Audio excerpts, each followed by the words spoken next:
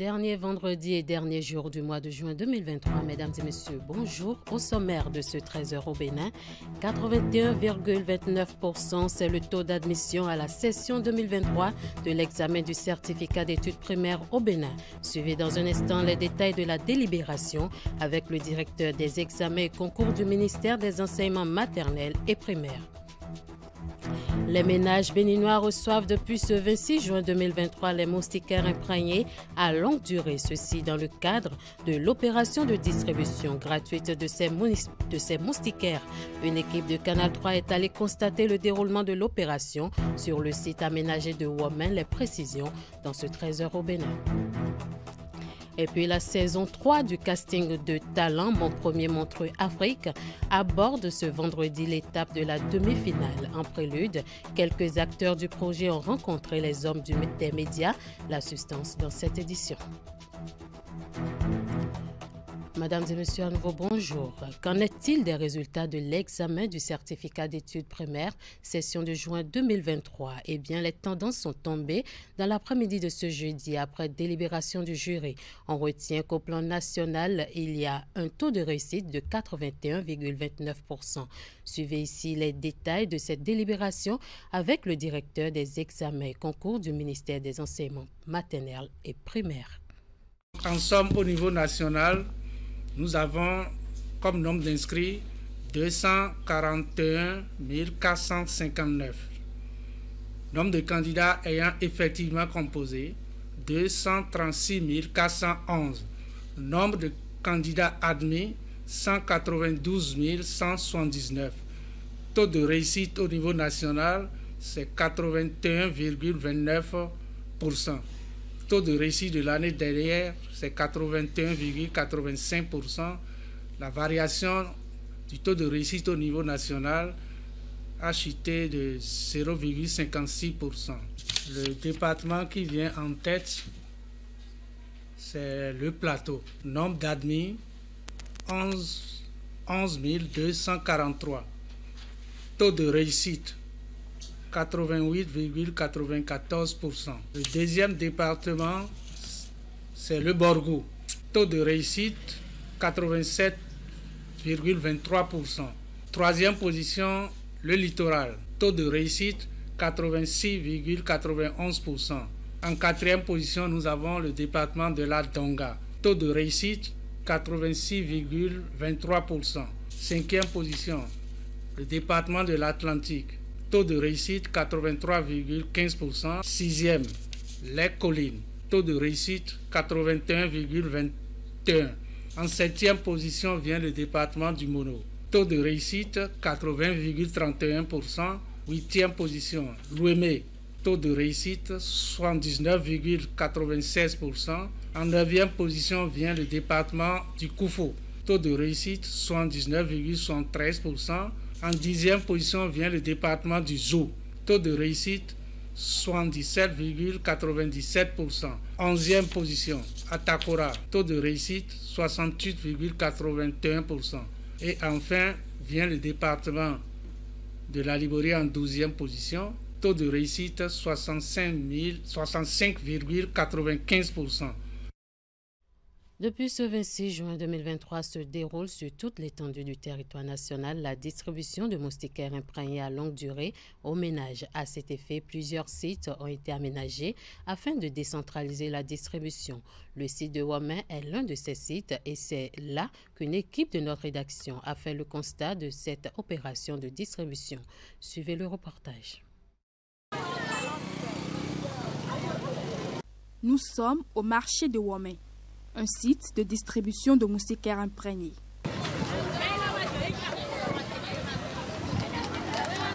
Les agents distributeurs opèrent à l'aide de téléphones portables et de coupons. Si tout semble bien se dérouler, d'après les récipiendaires, quelques dysfonctionnements sont à noter. Je suis venue ici le lundi, j'ai fait le rang, mais je n'ai pas reçu de moustiquaire. Hier encore, j'étais là depuis 6 heures et j'ai dû encore faire le rang jusqu'à 14 heures avant de l'avoir. Les agents, les ceux qui sont devant, et viennent trier parmi les choses derrière. Pourtant, c'est le gouvernement qui nous a octroyé ces moustiquaires. Puis aussi est venue malgré sa grossesse avancée. De la même manière, elle a dû attendre durant des heures à cause de la mauvaise connexion. Or, normalement, les femmes enceintes devraient être vite prises en charge.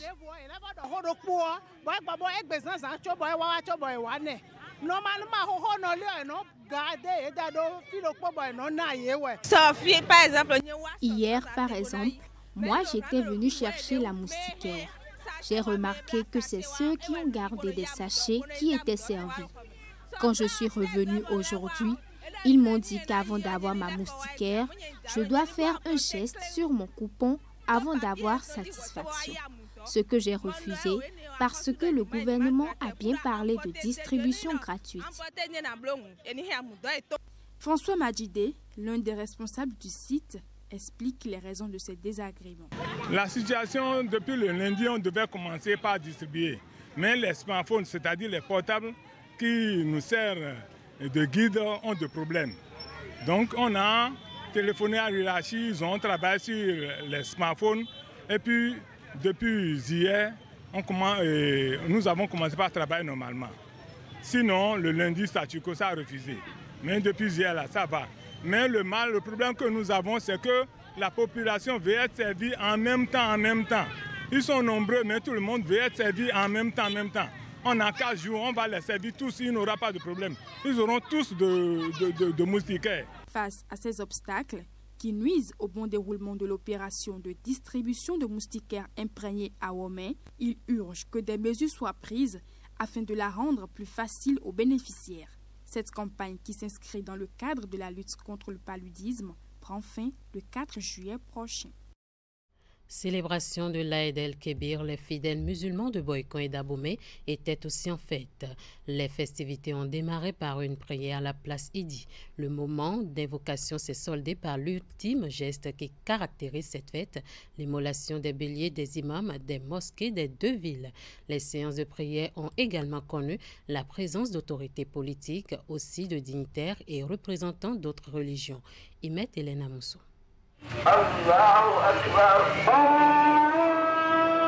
Les réjouissances interviennent 2 mois et 10 jours après le Ramadan. L'Aïd el-Kébir ou Tabaski est la plus grande fête de la religion musulmane. Célébrée chaque année, elle rappelle la soumission du prophète Ibrahim à Dieu lorsque celui-ci lui a demandé de sacrifier son fils Ismaël. L'événement de ce jour est d'une importance capitale car c'est l'imitation d'un acte de foi posé par notre ancêtre commun, le prophète Ibrahim alayhi salam, donc Abraham. Donc. Pour perpétuer cet acte, des milliers de bêtes sont immolées chaque année à l'occasion de la fête. À Boycon comme à Abomey cette année encore, les fidèles musulmans ont sacrifié à la tradition. Les festivités ont démarré par la grande prière sur les places Idi. Ensemble, ils ont remercié et prié Allah pour son amour et sa bienveillance. Dans les prédications, les fidèles ont été appelés à suivre les traces du prophète Mohammed afin de bénéficier des grâces du paradis. Adorer Allah et les remercier pour tout ce qu'il nous a fait.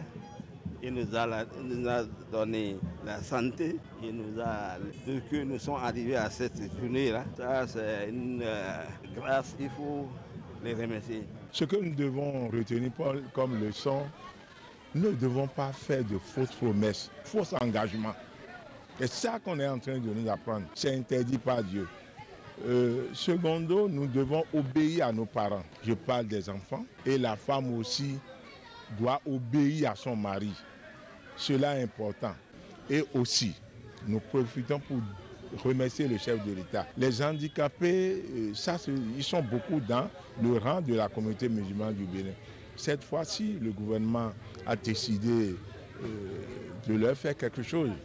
L'imam a prié aussi pour le gouvernement. Grand moment de partage et de connexion, ce grand rassemblement des fidèles musulmans a connu la présence des autorités politico-administratives ainsi que des responsables d'autres confessions religieuses. Personnellement, je félicite toujours tous les chrétiens, que ce soit les chrétiens, les musulmans du Bénin, parce que chacun fait sa religion dans la compréhension, dans la sincérité, dans la foi que nous avons, que chacun de nous a pour le Dieu unique. Donc, Cette fête, ça nous rappelle la soumission d'Abraham à Dieu. À l'endroit de la communauté musulmane, je leur demande de beaucoup prier, d'être unis. De retour de la prière, la célébration va se poursuivre dans les familles. La fête peut durer jusqu'à 3 jours. Pour défaut de carte d'identité biométrique et de certificat d'identification personnelle en vigueur au Bénin, des femmes dans la commune d'Adjara n'ont pas accès au microcrédit. Et pour soulager ce besoin, le Rotary Club International Cotonou Marina a fait établir ces pièces au profit de 100 femmes de la commune. Les dites pièces ont été officiellement remises aux bénéficiaires en présence des responsables de l'ONG et de la commune. Suivez le reportage. Elles sont au total 100 femmes de la commune d'Adjara qui ont bénéficié du regard bienveillant du Rotary Club International Cotonou Marina, des cartes d'identité biométrique, des certificats d'identification personnelle et des actes de naissance sécurisés initiés par la réforme de l'état civil au Bénin leur ont été gratuitement confectionnés. Ceci dans l'objectif de leur faciliter non seulement l'accès au microcrédit, mais aussi leur faciliter la libre circulation dans l'espace CEDEAO. Notre action phare, c'est de faire les CIP à 100 femmes, les extraits de naissance et les cartes d'identité. Ce qui va les permettre d'être vraiment identifiés dans la population et faire toutes les activités que les autres peuvent faire, à savoir faire des prêts, aller partout dans le monde entier. Il faut arriver à l'autonomisation des femmes. Et pour avoir l'autonomisation des femmes, il faut qu'elles puissent avoir des cartes d'identité. On a fait beaucoup de choses dans tout le pays entier. Mais ça, c'est la première fois qu'on donne les cartes d'identité aux gens. C'est très appréciable. Et puisque sans ces pièces aujourd'hui, on n'y peut rien au Bénin. Pas seulement au Bénin, dans les pays de la CEDEAO.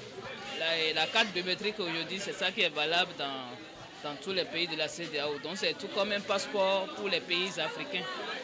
Par ce geste, le Rotary Club International Cotonou Marina a vaincu la peine de ces femmes pour se faire établir ces pièces dans la commune d'Adjara. Et c'est bien pour cela que les bénéficiaires ont reconnu les mérites de cette organisation non gouvernementale. Ma joie est énorme parce que cela était un souci pour moi d'établir cette carte avant, mais aujourd'hui, gratuitement, je l'ai reçue et je remercie du fond du cœur les membres du Rotary Club et je prie le Seigneur de les bénir.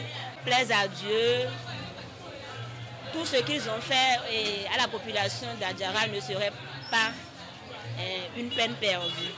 Aujourd'hui, c'est une très grande satisfaction pour les femmes du marché qui n'ont pas ce document précieux qui peut leur permettre de faire des prêts et d'agrandir leur chiffre d'affaires. Désormais, ces femmes sont en phase avec les exigences de la réforme de l'état civil au Bénin et vont facilement accéder aux offres des institutions financières. Nous parlons éducation dans cette édition à l'Institut universitaire La Grâce ex-Écotes Bénin. Les étudiants en année de licence professionnelle ont défendu leur mémoire de fin de formation. Tout s'est déroulé selon les exigences du ministère de l'Enseignement supérieur et de la Recherche scientifique. Teddy Goudalo pour plus de détails. Nous avons accepté votre travail. Tout comme cet apprenant de l'Institut universitaire La Grâce qui vient de soutenir sa licence professionnelle, plusieurs autres étudiants ont également défendu un mémoire en vue d'obtenir le même grade. Ils ont pour la plupart soutenu dans la filière transport et logistique, option sciences de gestion. Au début, c'était un peu flippant, mais après la soutenance, je crois que c'est super intéressant. J'ai appris beaucoup de choses. Mon thème, c'était analyse de la stratégie de planification et de gestion des activités en entreprise dans du port autonome de Cotonou. Il y a un certain nombre de dysfonctionnements que la société rencontre. Maintenant, à travers mon thème, ça peut permettre à découvrir un certain nombre de concepts. Une étape vient donc d'être franchie pour ces étudiants qui sont désormais aptes à servir dans leur domaine respectif. Tout s'est déroulé dans les règles de l'art grâce au savoir-faire des différents encadreurs. Nous avons suivi à la lettre les instructions de la DGS qui a fait le travail préliminaire et qui nous a donc envoyé, disons, les programmations avec les noms de ceux qui doivent faire partie des jurys, ainsi que les noms de leur président. Donc c'est un travail qui a été suivi de très près par le ministère eux-mêmes là-bas. Donc nous, on n'a fait qu'appliquer ce qu'ils ont instruit. Nos étudiants participent régulièrement aux examens d'État organisés chaque année et ils sont toujours glorieux. Nous avons toujours de très bons résultats. Je voudrais dire quand même aux bacheliers qui vont sortir très prochainement, ou bien ceux qui sont déjà sur le terrain et qui hésitent, de ne plus hésiter, que l'université Écoutès Bénin devenue IUG est à leur disposition pour les former dans toutes les filières de gestion dont ils ont besoin. L'Institut universitaire La Grâce S. Écoutès Bénin, c'est déjà plusieurs années d'expérience grâce au dynamisme de son promoteur Félix Dansou Dossa. Plusieurs offres de formation y sont disponibles et attendent notamment les nouveaux bacheliers. Elle sera très bientôt sur tous vos écrans et bien à partir du lundi 3 juillet 2023, la diffusion de la série Black Santiago Club va démarrer sur le bouquet Canal+. Les 2 premiers épisodes étaient en avant-première dans la salle du Canal Olympia à Cotonou. Elle met en relief les valeurs du Bénin ainsi que le patrimoine culturel et musical dont dispose le Bénin. Cette série africaine fait déjà l'unanimité dans le rang des cinéastes béninois. Nous retrouvons Teddy Goudalo pour plus de précisions. Les 2 premiers épisodes de la série tant attendue Black Santiago Club sont projetés dans cette salle pour la toute première fois. Acteurs principaux et ce public convié pour la circonstance découvrent ici ce film inspiré par le groupe de musique Black Santiago. Je peux vous dire que j'ai été surpris par la qualité d'abord du son, la qualité des images et la qualité des acteurs. Et je pense que le cinéma béninois a effectivement de l'avenir avec ce que j'ai vu. Moi, je suis absolument émerveillé de constater effectivement qu'à travers cette série, le Bénin sera exposé à travers le monde. On connaît l'étendue du réseau Canal. On sait que ce sera un film qui sera bien poussé. Quand Canal est derrière, on connaît la machine. Donc, et clairement, qui dit grosse exposition dit belle opportunité. Je pense que c'est un second souffle pour le groupe, à eux d'en tirer le meilleur. Cette série africaine est un thriller musical comportant 8 épisodes de 52 minutes qui plonge dans un univers captivant où la musique et les secrets s'entremêlent.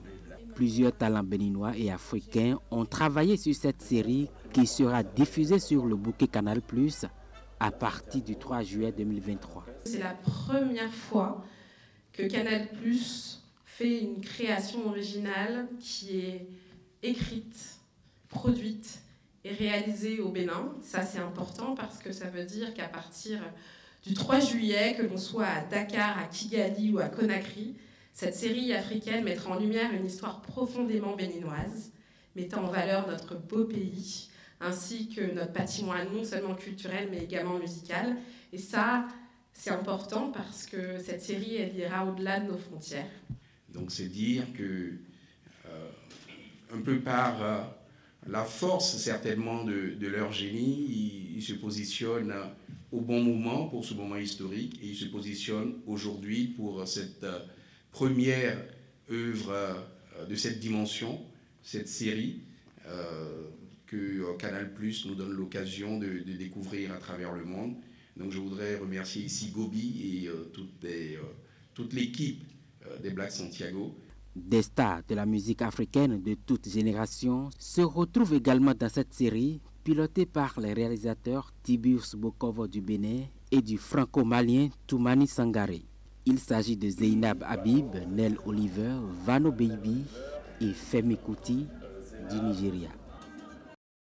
Je l'annonçais en titre, la saison 3 du casting de Talent, mon premier Montreux Afrique, aborde ce vendredi l'étape de la demi-finale. À quelques heures de cette étape, une conférence de presse a été co-animée par l'un des organisateurs, l'un des partenaires de l'événement d'humour et le vainqueur de la saison 2. La séance s'est déroulée dans la salle de conférence de l'Institut français de Cotonou. Voici le moment idéal qu'a trouvé l'équipe de Montreux Comédie pour exposer les différentes étapes durant la demi-finale et la suite du processus. Après avoir passé en revue le déroulé de la saison 2 du casting Mon Premier Montreux Afrique, le directeur partenariat JF Productions a rappelé le mécanisme de sélection des jeunes talents humoristes africains. La saison 3 qui a lieu en ce moment reprend la même mécanique et donc elle a débuté avec une phase de casting.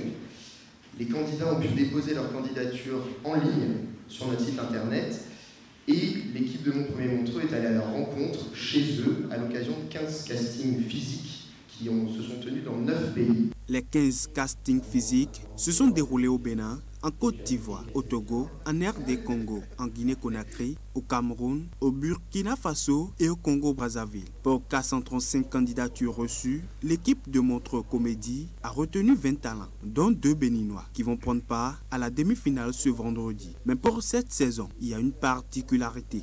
C'est une soirée qui se tiendra le lendemain de la demi-finale et qui s'appelle le Ticket d'Or. Donc c'est une battle d'impro, une battle de joute verbale qui permet au vainqueur d'accéder directement à la finale. Ce sera le public qui choisira son vainqueur, le gagnant ou la gagnante à l'applaudimètre. Et donc ce candidat-là aura la chance de partir directement en qualification pour la finale. À l'issue de la demi-finale qui va être effective ce vendredi, 6 artistes vont obtenir leur billet pour la finale. À ceux-ci vont s'ajouter 2 autres qui seront désignés par le public lors de la phase de vote qui va s'effectuer en ligne. Et donc les 8 heureux élus vont bénéficier de 10 jours de masterclass de haut niveau avec des artistes et des intervenants internationaux. Et ces masterclass se dérouleront à Pointe-Noire, au Congo. La grande finale se tiendra le 6 octobre à Kinshasa, en République démocratique du Congo, entre les 8 artistes finalistes. Et pendant qu'on y est, le vainqueur de la saison 2 est le Béninois Venance Chap, qui envoie quelques conseils à l'endroit des artistes demi-finalistes de la saison 3, parmi lesquels se trouvent 2 Béninois. C'est l'authenticité. L'authenticité, quand tu es authentique sur scène, quand tu ne vends pas du faux, en fait, quand tu es sur scène, il faut qu'on remarque que c'est des scènes envie de nous parler. Donc, c'est ce que moi je dis, c'est mon secret. Quand je suis sur scène, j'essaie de montrer aux gens de quoi moi je veux parler. Et si tout le monde essaie de faire ça, ça peut aller. Le grand vainqueur de ce casting de comédie va s'adjuger le bonnet jaune, synonyme de victoire, et va tenir son spectacle à Montreux Comédie Festival en Suisse le 15 novembre prochain. Mais avant, la demi-finale se tient ce vendredi 30 juin 2023 à Cotonou. N'oubliez pas tout à l'heure le rendez-vous du match entre les Guépards et l'équipe type de la Super Ligue Pro du Bénin. La rencontre aura lieu au stade de l'amitié générale Mathieu Kérékou de Cotonou à 16h, fin de ce 13h au Bénin. Merci de nous avoir suivis et à 19h30 pour la grande édition du soir.